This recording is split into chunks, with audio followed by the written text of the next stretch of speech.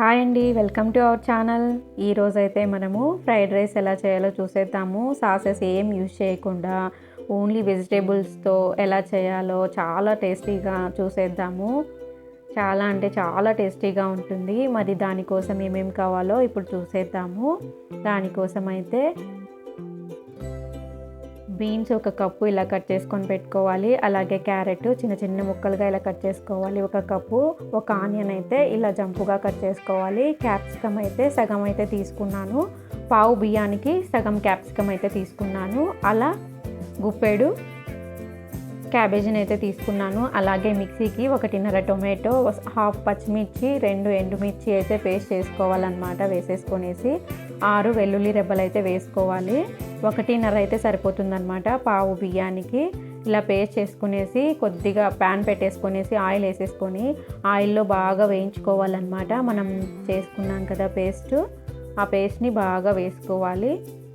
Tomatoes, వెల్లుల్లి, 2 ఎండుమిర్చి, ఒక పచ్చిమిర్చి, సగం పచ్చిమిర్చి తీసుకున్నాం కదా, అది ఇలా పేస్ట్ చేసుకోవాలన్నమాట. మీడియం ఫ్లేమ్లో కానీ లో ఫ్లేమ్లో పెట్టుకొనేసి ఇలా నూనె పైకి తేలేంత వరకు అయితే ఉంచుకోవాలి. బాగా వేయించుకోవాలి. మూత అయితే పెట్టేసుకుందాము. కొంచెం దగ్గర పడేంత వరకు అయితే ఉంచుకోవాలన్నమాట. చూడండి దగ్గరికి వచ్చేసింది కదా. ఇలా ఉన్నప్పుడు ఇంకా స్టవ్ ఆఫ్ చేసుకునేసి పక్కన పెట్టుకుందాము. ఇప్పుడైతే కడాయి తీసుకునేసి కొద్దిగా ఆయిల్ అయితే వేసుకోవాలన్నమాట. 2 స్పూన్ల ఆయిల్. అలాగే చిన్నగా కట్ చేసిన వెల్లుల్లి రెబ్బలు అయితే తీసుకోవాలి. తీసుకునేసి అలా వేయించుకోవాలి. ఇప్పుడు మనం కట్ చేసి పెట్టుకున్న ఆనియన్ ఉంది కదా, ఒక ఆనియన్, అది కూడా వేసేసి బాగా వేయించుకుందాము. మరి బ్రౌన్ కలర్ వచ్చేంత వరకు అవసరం లేదు ఫ్రైడ్ రైస్కి. కొద్దిగా వేగితే చాలన్నమాట. ఇక్కడ పెద్దవాళ్ళు తింటుంటే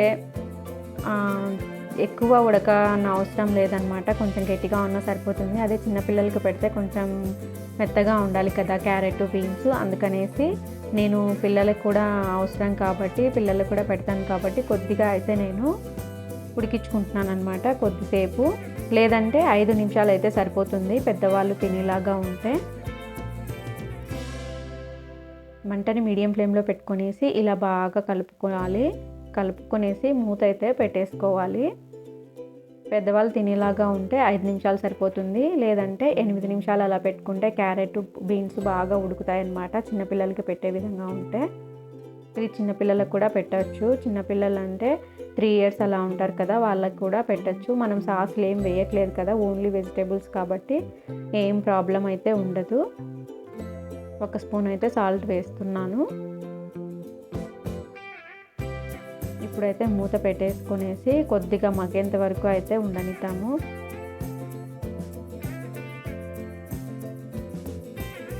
మగ్గిపోయాక మనం పేస్ట్ చేసి పెట్టుకున్నాం కదా, ఆ పేస్ట్ని అయితే ఇక్కడ వేసేయాలి. వేసేసేటప్పుడు లో ఫ్లేమ్లో అయితే పెట్టుకోండి మంటను.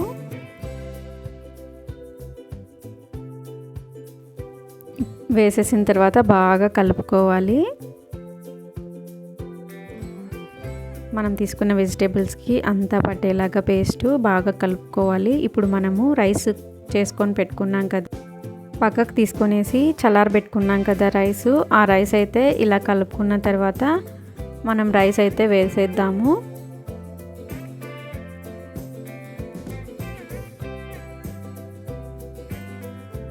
ఉండలు ఉంటాయి కదా ఎక్కడైనా, అలా చేత్తో అలా అంటూ ఉంటే ఉండలు అనేవి పోతాయి కాబట్టి అలా అనాలి.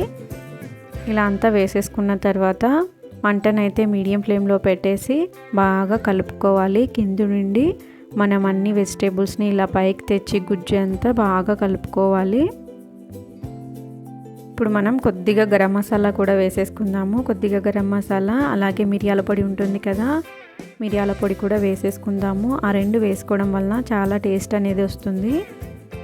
ఒక హాఫ్ స్పూన్ పైన అయితే వేసాను అనమాట మిరియాల పొడి. ఇలా వేసేసుకొని బాగా కలుపుకోవాలి. అంతేనండి, అసలు ఇంకా సాసులు కూడా ఏమీ అవసరం లేదు. చాలా అంటే చాలా టేస్టీగా ఉంటుంది.